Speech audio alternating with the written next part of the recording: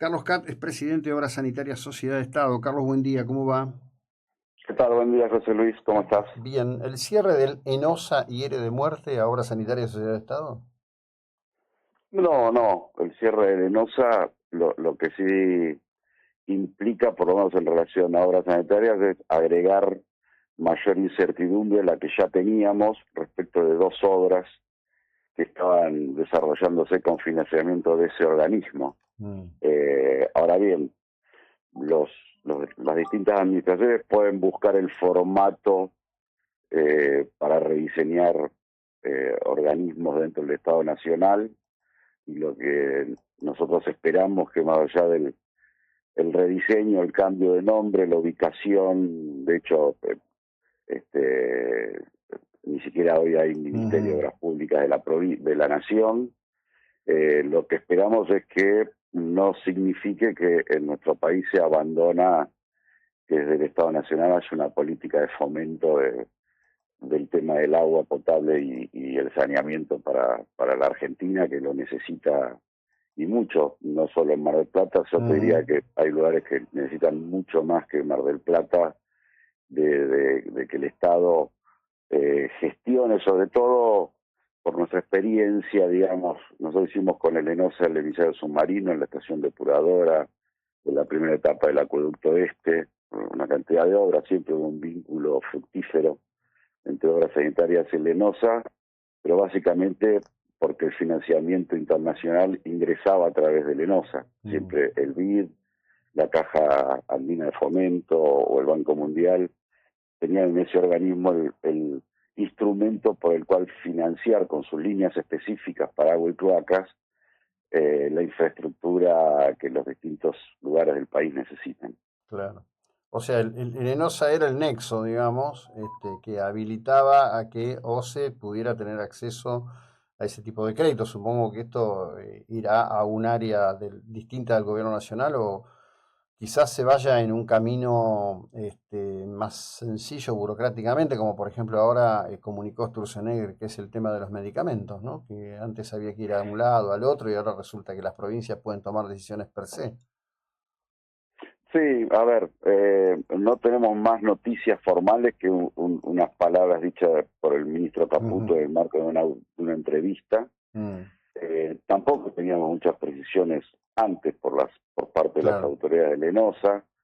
Es cierto que las obras que tenemos paralizadas en todo el país, porque yo Mm, ayer hice un relevamiento con casi todas las prestadoras y empresas, ya sea estatales o privadas, a ver qué vinculación tenían con el ENOSA, cuántas obras tenían, y hay centenares de obras o ujú, decenas de obras que se ven afectadas, pero que ya se vieron afectadas durante el segundo semestre del año pasado. Digamos, la crisis de financiamiento a través del ENOSA no empezó particularmente con la llegada de mi ley de gobierno, sino ya en los últimos 6 meses de la gestión anterior se veía que el impacto de una inflación descontrolada no permitía que el financiamiento llegara en tiempo y forma. mm, Y eso es una bomba de tiempo, porque si vos tenés un proceso de alta inflación y no podés ir siguiendo, digamos, el ritmo de pagos, cumpliendo con la pauta de pagos correspondiente, lo único que se logra es que se paralicen las obras, porque no se puede garantizar la provisión de materiales, el pago. Las empresas en todo el país empezaron ya desde mucho antes no a paralizar, pero sí a bajar el ritmo de obra en la medida que no les llegaban los giros de dinero. claro.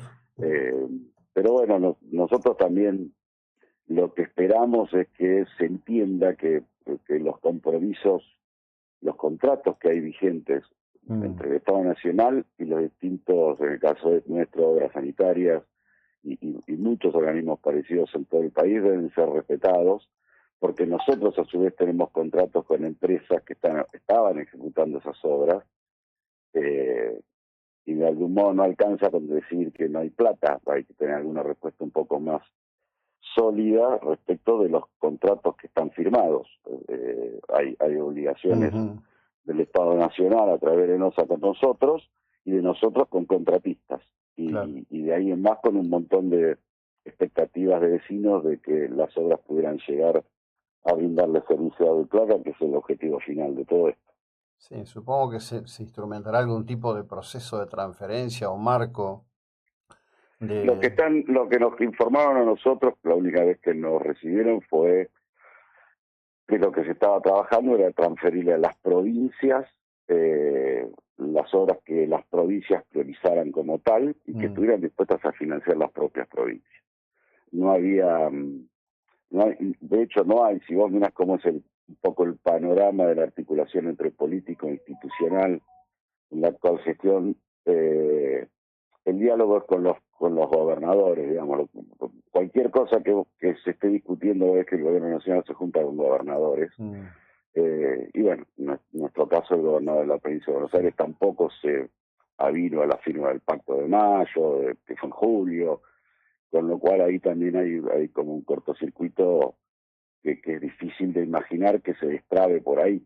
Claro, Y se trata de, lo que quiero dejarte claro para vos y a la audiencia, el ENOSA ha financiado históricamente obras de infraestructura. Y luego las provincias o los municipios hacían las obras de redes domiciliarias. Vos no podés hacer obras de redes domiciliarias si no tenés primero la infraestructura suficiente, ya sea un acueducto. En nuestro caso, para que se entienda bien, queríamos culminar una segunda etapa del acueducto para darle facilidad a hacer redes de cloacas de agua, en más barrios.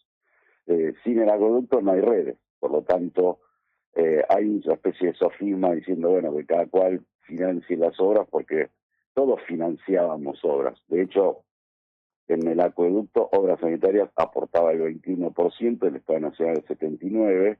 Nosotros nunca dejamos de poner nuestra parte, nunca, todos los meses, cada vez que se certificaba, el 21% de OCE era abonado en tiempo y forma, pero no pasaba lo mismo. Lo que me parece que, por lo menos en las primeras declaraciones, se confunde la Secretaría de Recursos Hídricos con el ENOSA en cuanto a misiones y funciones, que estaba bastante claro que no hacían lo mismo, ni se superponían. Pero bueno, lo importante es que independientemente del formato que se le dé desde el Estado Nacional, que tiene todo el derecho del mundo cada administración a hacerlo, tengamos en cuenta tres cosas. La primera, que no se debe abandonar tener una política para la República Argentina de financiamiento en infraestructura, sobre todo porque el financiamiento viene de afuera, viene del BID, del Banco Mundial, de la CAF, entonces es más o menos como tener depósitos con alimentos sin usarlos, es tener préstamos disponibles para hacer la infraestructura y no facilitar el aprovechamiento de eso. Lo segundo es que los contratos tienen continuidad independientemente del formato que le quiera dar cada administración. O sea, hay contratos que habrá que ver cómo se resuelven. Bueno, y por último, digamos que no todas las provincias, ni mucho menos los municipios, pueden afrontar las grandes obras de infraestructura, en todo caso sí lo de las redes domiciliarias. Claro. Te pregunto, bueno, la banca está cambiando fuertemente. Si algo me parece que ha hecho bien este gobierno es cortar con todos los circuitos que en muchos casos ni teníamos idea que existían, de lo que se llamaría históricamente la patria financiera, es decir, los bancos ya no tienen como mejor cliente al Estado. Sí. ¿Probabilidades de financiamiento desde el sector privado, por ejemplo? Mira, yo creo que el que no entienda el cambio de época está condenado a quedarse paralizado, esperando que vuelva. A ver, dicho en términos prácticos, nadie, por lo menos yo como funcionario no me puedo quedar esperando a ver si después de 3 años y medio vuelven las condiciones a ser como fueron en los últimos 30 años. Por lo tanto, la decisión que tomamos nosotros es salir a cambiar el paradigma, buscar nuevas estrategias, buscar nuevas asociatividades, no solamente con el sector privado, en términos de que algunos privados muy puntualmente tengan a su cargo la ejecución de alguna infraestructura, sino también con el sector financiero. Yo en las últimas semanas ya me reuní con 3 entidades financieras, porque cuando uno se encuentra que quien siempre otorgó el financiamiento, que fue el Estado Nacional, vehiculizando ese financiamiento internacional que siempre hubo y va a seguir habiendo, pero bueno, no sabemos qué quiere hacer el Estado Nacional con eso. Claro.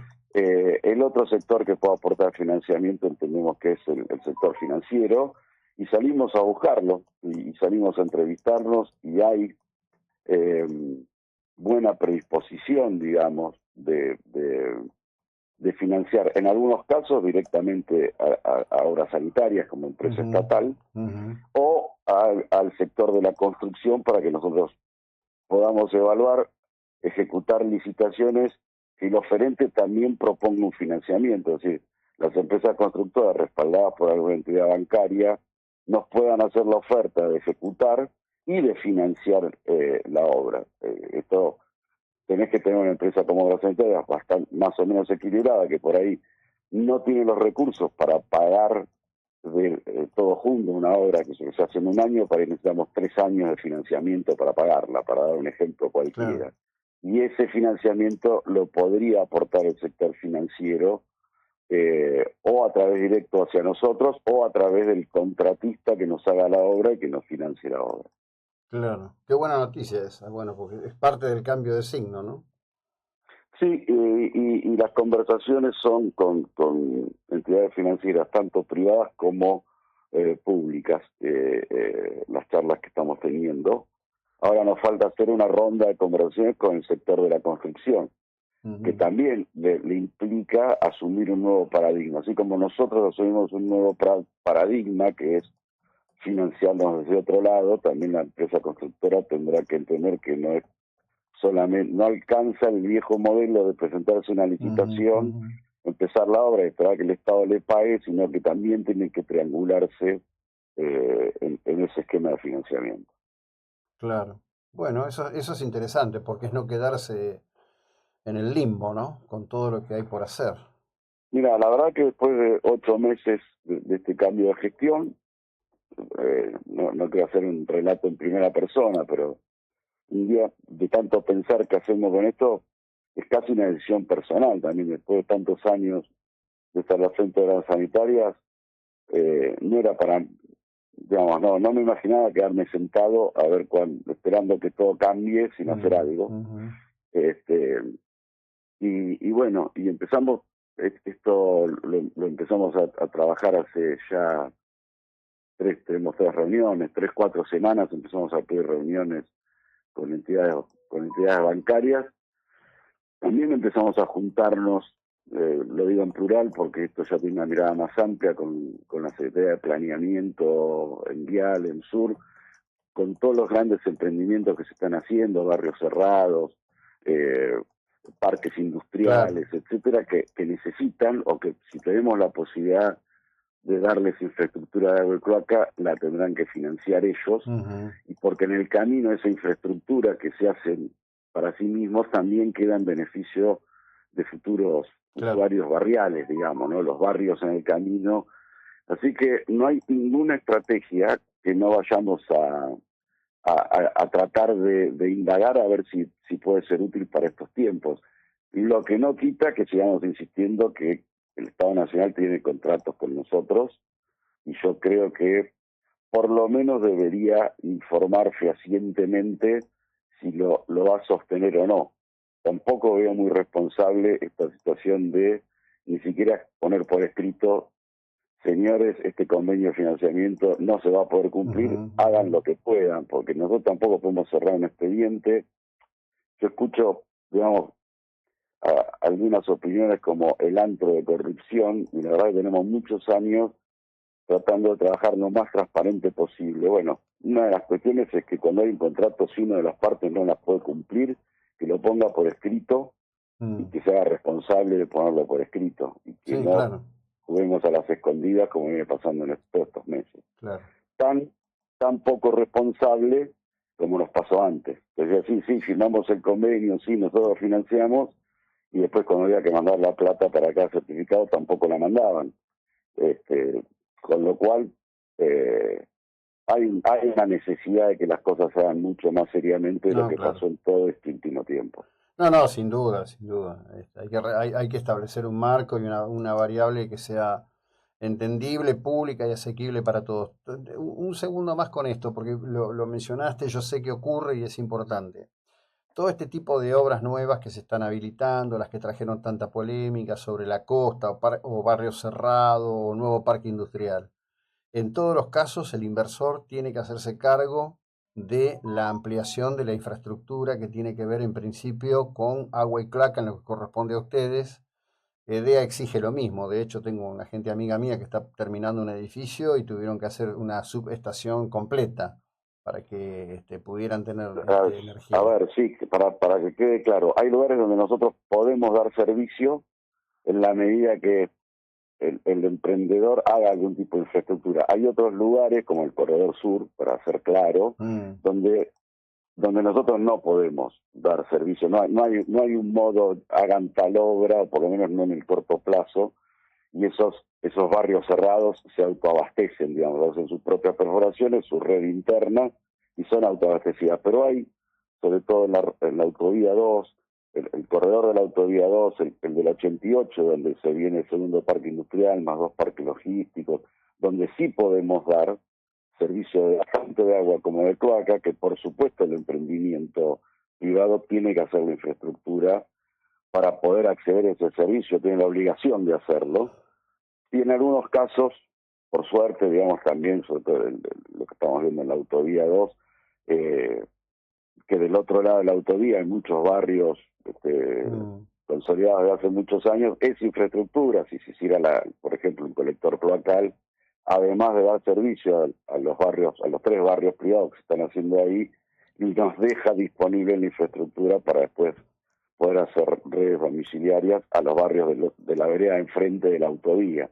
Entonces, cada sector lo que tiene que tener es una planificación específica que le dé sustentabilidad en el largo plazo.